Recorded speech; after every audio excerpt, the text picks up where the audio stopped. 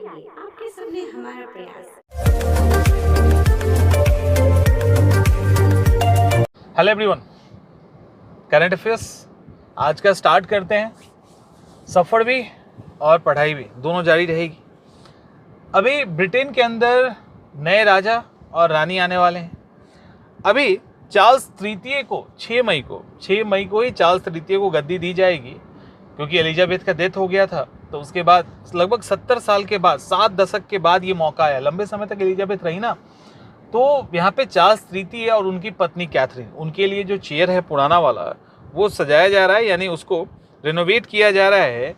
इसकी ये इसीलिए है क्योंकि एक परंपरा रही है कि जो भी राजा बनेगा वो उस चेयर पे बैठेगा। और वो जो चेयर है उसका निर्माण किया गया था जॉर्ज सस्टम और क्वीन एलिजाबेथ के लिए। उस समय के बाद से ये कंटिन्यू चलता आ रहा है। तो जो भी उस पर बैठते हैं उनके लिए फिर उस चेयर को रिसाइकल किया जाता है और उनको बैठाया जाता है, क्योंकि जॉर्ज सस्टम जो थे उनको 1837 में ताज पहनाया गया था। उस समय से ये कुर्सी पे बैठने की परंपरा चल रही है। एक तो ये फैक्ट है। दूसरा है हमारे मुंबई डिब्बा वाला। आपको पता है मुंबई में जो टिफिन वाले हैं, डब्बा वाले, बहुत फेमस हैं। तो वो मुंबई डब्बा वाला जो है वो जो चार्ल्स तृतीय हैं उनको गिफ्ट देंगे। गिफ्ट में क्या देंगे? तो पुनेरी पगड़ी और बारकरी समुदाय से उन्होंने एक शॉल खरीदा है।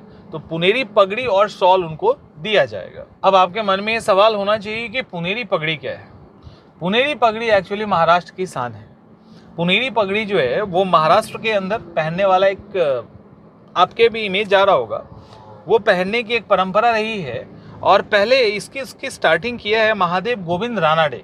उन्होंने इस पगड़ी को एक तरह से डिज़ाइन किया था, क्योंकि उनके टाइम से ही इसका इतिहास माना जाता है। फिर लोकमान्य तिलक ने इस पगड़ी को बहुत हाईलाइट किया। तो लोकमान्य तिलक के सिर पे जो आप अभी देख रहे हो ना, दैट इज पगड़ी, वही वो पुनेरी पगड़ी है।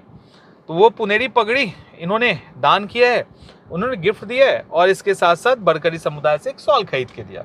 इन्होंने बोला हमारा शाही संबंध काफ़ी पुराना है, इनको इन्वाइट किया गया था एक बार, तो उसके कारण। दूसरी तरफ अच्छा, एक और चीज़ हो रहा है। एक पर्दा बनवाया गया है। जब इनका राज्याभिषेक होगा तो वहाँ वो पर्दा टंगा रहेगा। अब आपको लगता होगा वो आम पर्दा है, तो वो आम पर्दा नहीं, वो खास पर्दा है। उस पर्दे में एक पेड़ है, उस पेड़ में 56 ब्रांचेज है, यानी 56 शाखाएं हैं। और वो सारे में से हर एक शाखा एक कंट्री को डिनोट करता है, यानी राष्ट्रमंडल में जो 56 के 56 देश हैं उसको वो डिनोट करता है। इसके अलावा भारत की तरफ से कौन जाएंगे? तो राष्ट्रपति साहिबा को इनवाइट किया गया था, बट मुर्मू जी नहीं जाएंगी। उनकी जगह पे जगदीप धनखड़ साहब जा रहे हैं। तो भारत की तरफ से जगदीप धनखड़ लीड करने वाले हैं। तो ये रहा आपका फैक्ट अभी इससे रिलेटेड, ठीक है। तो जगदीप धनखड़ जाएंगे। 6 तारीख को हो रहा है, तो सारे फैक्ट्स आपके पास हो गए, ठीक है। बुलंद भारत भारत का एक सैन्य अभ्यास है। अरुणाचल प्रदेश में हुआ।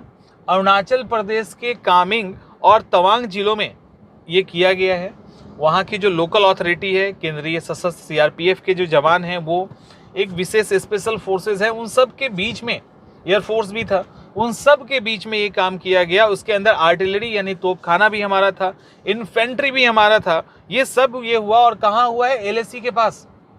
अरुणाचल प्रदेश तो एक्चुअली बॉर्डर शेयर करता ही है ना पूरा का पूरा, तो एलएसी के पास हुआ है। और इसका मकसद क्या था? मकसद ये था कि हमारी जो मारक क्षमता है, हमारी जो अटैकिंग पावर है, वो देखना, और ऊंचाई पे अगर लड़ाई होती है तो फिर वहाँ पे हमारा परफॉर्मेंस कैसा होगा, आर्टिलरी कैसा होगा, ये सब लगभग 1 महीने तक चला है। तो इस बुलंद भारत, ये लगभग 1 महीने चला, कंफर्म हो गया आपका। और दूसरा फैक्ट है कि इस बुलंद भारत के अंदर मतलब हर उस तरीके से नकली युद्ध छेड़ा गया और वहाँ पे उसके हिसाब से ट्रेनिंग की गई। तो ये सब इसलिए किया गया, और कम्युनिकेशन का, मल्टीमीडिया का, इन सब चीज़ का यूज़ किया गया। इन फ्यूचर कुछ होता है, जो कि एक संभावना तो चाइना के साथ अभी बनी रहा है, तो फिर उसको कंट्रोल किया जा सके। एडमिरल, हमारे जो नेवी एडमिरल हैं आर हरिकुमार, भारत और आसियान के बीच में जो नौसैनिक अभ्यास हो रहा है, सिंगापुर में हो रहा है, चांगी में, तो उसमें वो पार्टिसिपेट किए। तो आर हरिकुमार साहब मंगलवार को सिंगापुर में जो होने वाला नौसैनिक अभ्यास है उसके अंदर पार्टिसिपेट किए। उसका जो उद्घाटन समारोह था उसके अंदर थे। आपको वो बाकी डिटेल्स हम लोग कल डिस्कस कर चुके थे ना।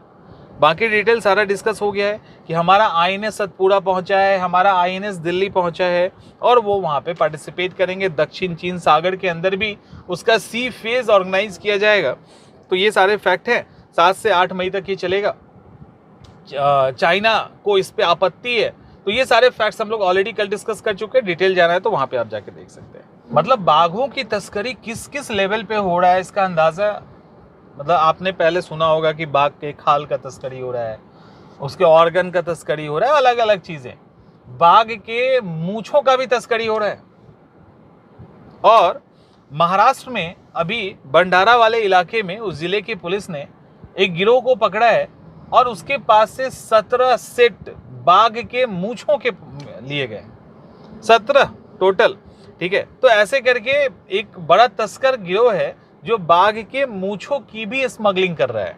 अभी एक फैक्ट ये आया है कि SCO के विदेश मंत्रियों का बैठक है भारत में।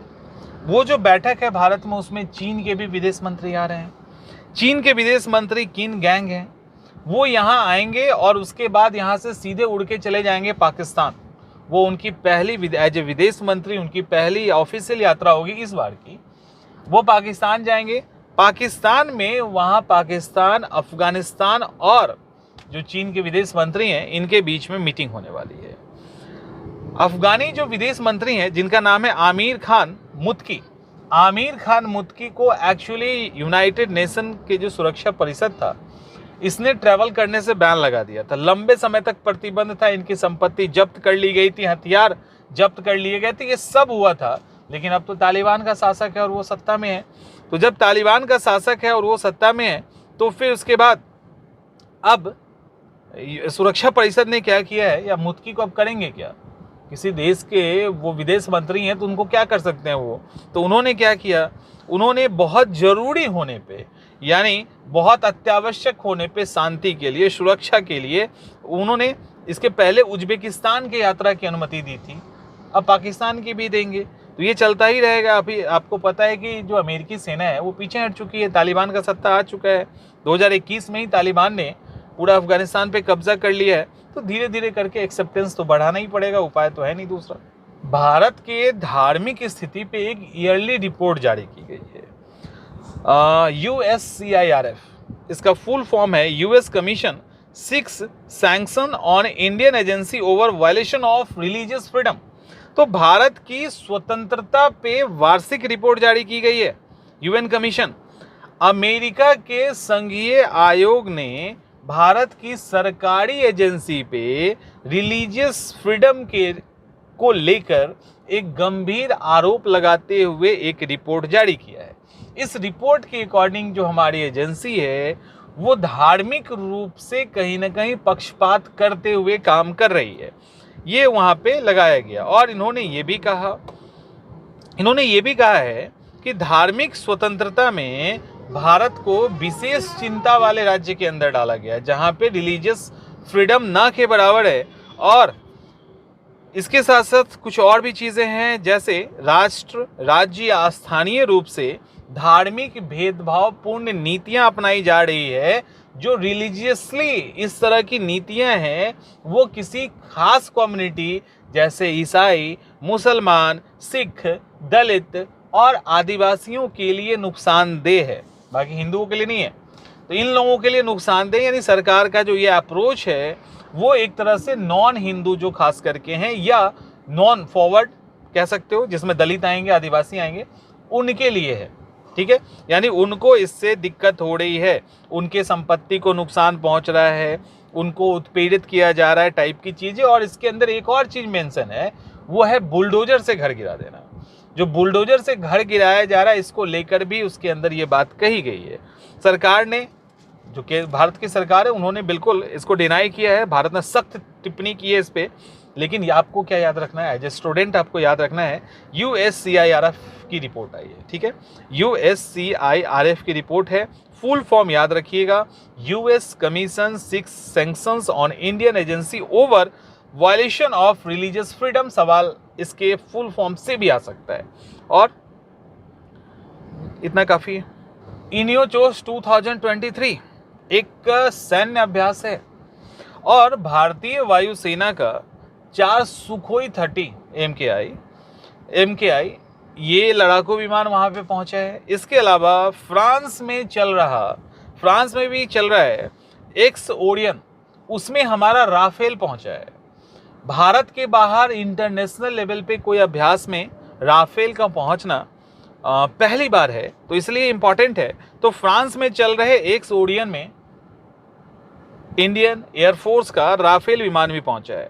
ये जो एक्स ओरियन है ये 17 अप्रैल को शुरू हुआ, बहुत पहले से, लेकिन 5 मई तक चलेगा। इसीलिए हमारे लिए अभी करंट का मुद्दा है, 5 मई तक चलेगा। इसके अंदर Germany, Greece, Netherlands, Italy, Britain, Spain, America, इतने देश हैं। यानी Greece, Germany, Italy, Netherlands, Britain, Spain, America की वायुसेना भाग ले रही है।